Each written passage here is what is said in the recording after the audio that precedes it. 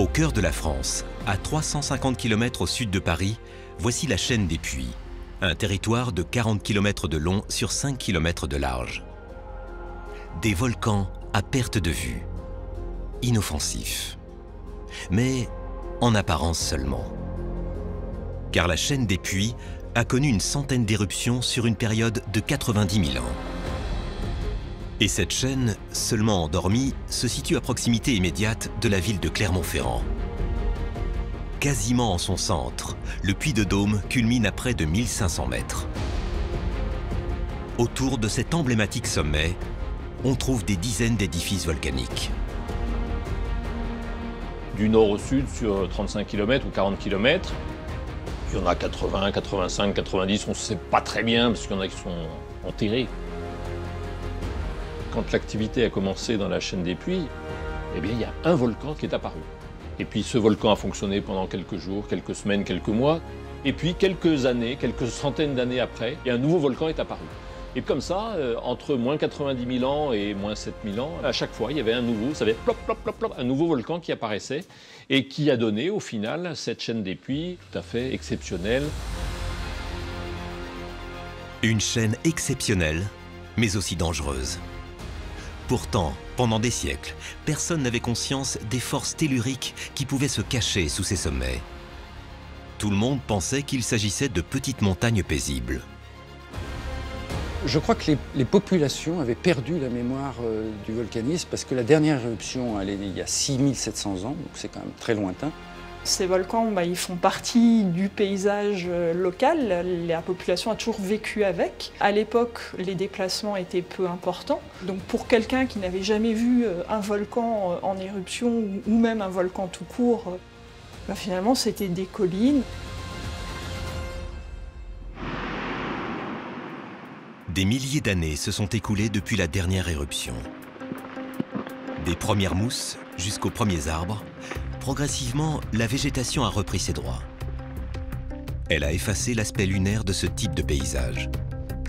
D'autant plus facilement que les volcans de la chaîne des Puys n'ont connu en général qu'une seule et unique éruption. De quoi masquer plus vite la menace enfouie sous terre.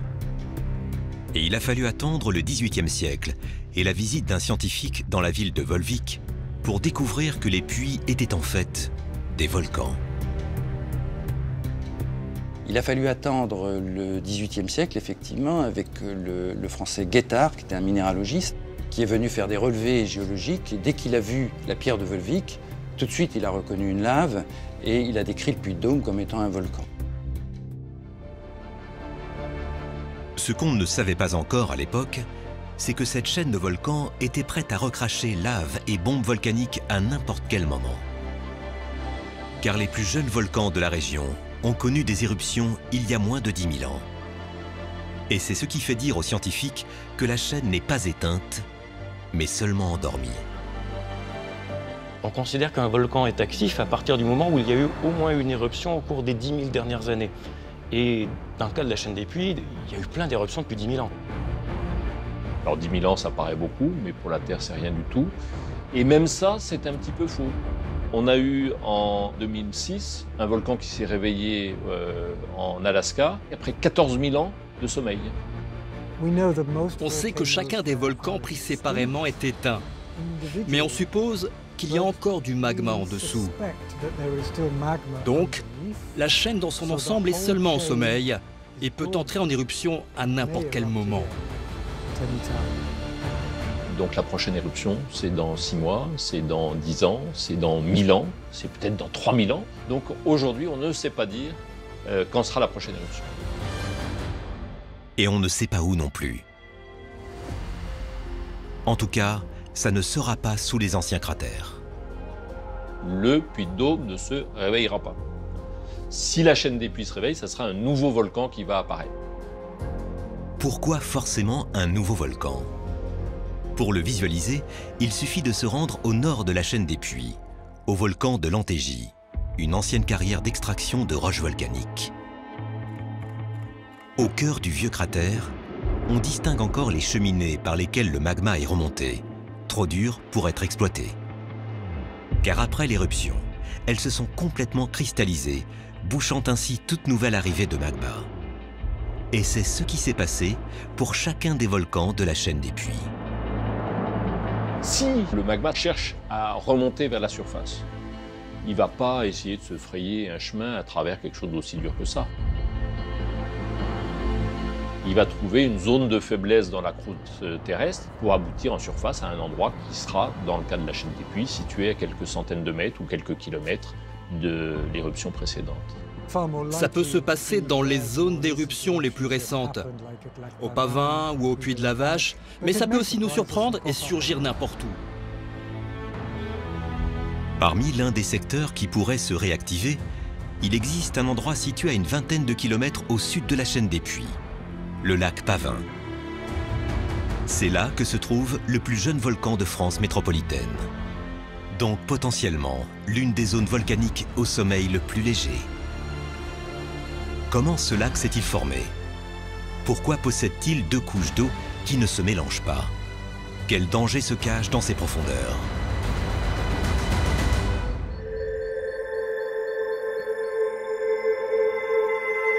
Ces eaux sont d'un noir profond par temps couvert. On le surnomme le lac du diable. Un lieu empreint de mystère et de légende. Il y en a une typique, c'est le mythe de la cité engloutie. Et la cerise qui va dessus, c'est quand vous allez en bateau sur le lac, vous pouvez, si vous tendez l'oreille, entendre les cloches de la cité engloutie. Il y a des légendes qui courent, comme quoi on a des sortes de nuées, ça ne sent pas bon, ça sent le soufre même. Peut-être que certains de ces mythes sont liés à sa nature volcanique. Car le lac Pavin est né d'une éruption il y a 6700 ans. Pour le lac Pavin, c'est du magma qui est remonté. Le magma remonte vers la surface du sol, rencontre de l'eau d'une nappe phréatique. Tout ce qu'il y a au-dessus est arraché. Il se trouve que ce qu'il y a au-dessus, c'était les coulées de lave du puits de Montchal, né très peu de temps avant. C'est ce qu'on appelle les éruptions phréato-magmatiques. L'eau se vaporise et immédiatement on a explosion du couvercle. La lave sort, le couvercle lui il est parti en fragments multiples et puis il retombe donc sur place et il forme un beau cratère, dit cratère de Mare, qui est souvent circulaire ou ovale. Le cratère, c'est aux environs de 800 mètres de diamètre, 92 mètres de profondeur. Et ce trou s'est rempli d'eau. Il est rempli en partie par les eaux de pluie qui lui tombent juste dedans. Et au fond du lac, il y a même une source minérale qui lui amène un petit peu de sel, un petit peu de gaz.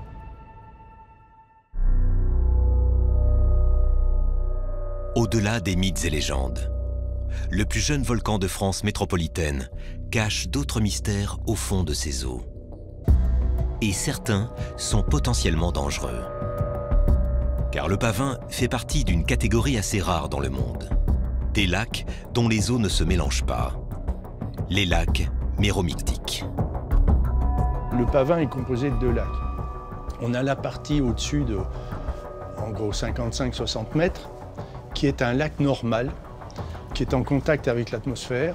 Par contre, en dessous, l'eau est totalement privée d'oxygène. Les poissons, s'ils ont le malheur de rentrer là-dedans, ils manquent d'air.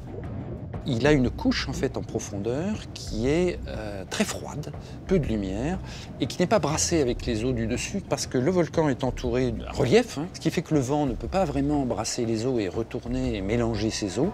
Donc on a vraiment un milieu aquatique très particulier. La partie inférieure du lac, la plus profonde, elle ne remonte pas. Et dedans peuvent s'accumuler des gaz. Et si le lac Pavin venait à libérer ces gaz, enfouis dans la couche profonde? Parmi eux, on trouve notamment un gaz mortel, invisible et inodore, le dioxyde de carbone. Celui-là même qui est à l'origine d'une terrible catastrophe qui s'est déroulée en 1986 au Cameroun, au lac Nyos. Un lac volcanique tout comme le Pavin. Toute cette région du Cameroun est très volcanique. Et comme en Auvergne, il y a beaucoup de gaz carbonique qui remontent des profondeurs. Quelque chose a chamboulé la couche de gaz qui était bloquée au fond du lac. On ne sait pas vraiment quoi.